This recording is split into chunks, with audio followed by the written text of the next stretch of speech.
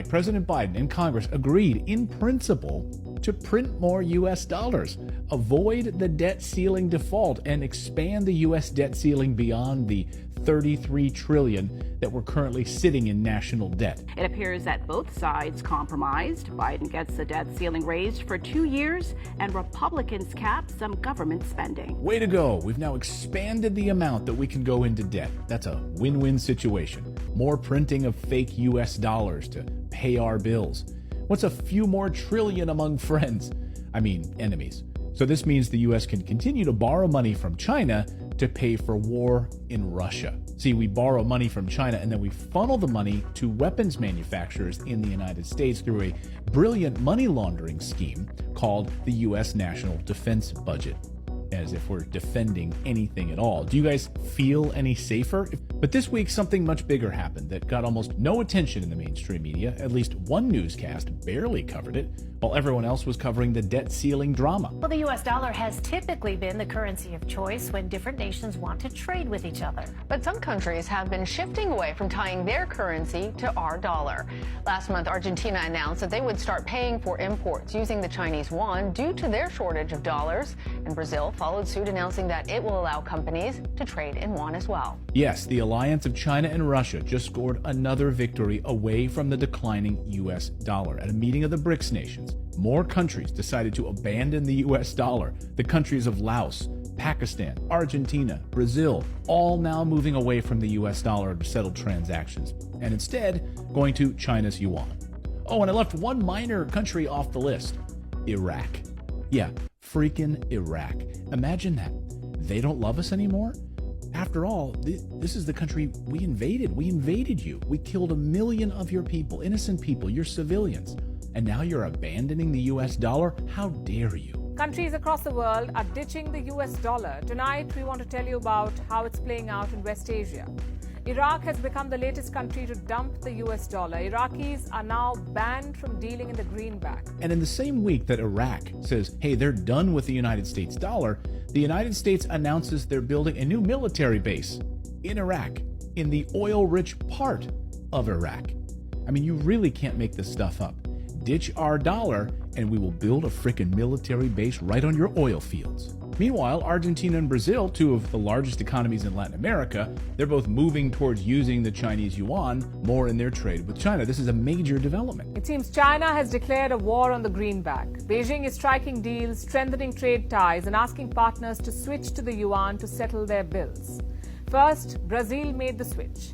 Now Argentina has entered the club. Argentina will use the yuan for trade with China and will start this month. The dominoes are falling, guys. There are a number of reasons why Argentina and Brazil are moving towards the yuan. First of all, China is a major trading partner with these countries, both of these countries. In 2022, China was Argentina's second largest trading partner, and it was with Brazil, it was the largest trading partner. Second, the yuan became more widely accepted around the world. And third, the US dollar is becoming far less attractive as a reserve currency online. But something bigger is at work, an economic World War III, the likes of which we haven't seen before.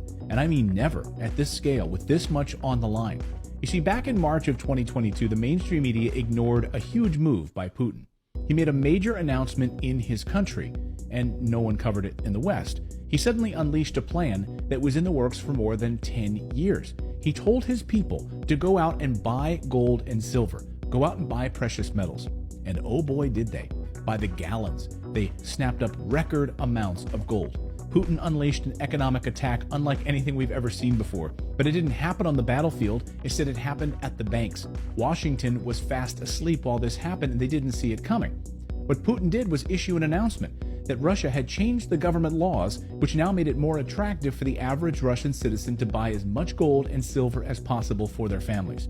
The banks had a run on precious metals. There was a shortage of it in Russia, basically sold out of silver as well. The move by Russia was designed to reduce and ultimately eliminate dependence on the US dollar as the reserve currency that's used in Russia. Moved to the ruble because it's tied to commodities like gold and silver and oil and other precious commodities, solidifying their relationship with the BRICS nations, Brazil, India, China, and South Africa.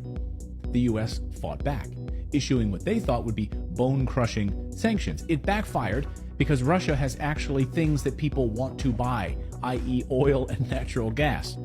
This week, we learned that oil and gas exports to China have now exploded, meaning Russia's need to send gas to Europe is fading very quickly. In fact, Russia has basically replaced its entire European output from their Nord Stream pipeline flow to Germany, sending it instead to China and other BRICS nations.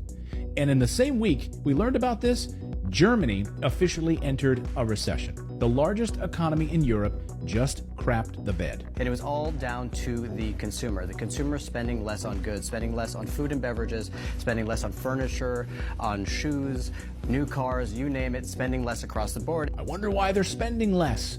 Because they can't afford to buy anything. Turns out when you blow up their pipeline, that has real-world ramifications. People need to figure out how they're going to heat their home, and they don't have the money to do it. Here's the ultimate question we need to confront right now in the West. How long can the United States and Western countries continue this financial charade?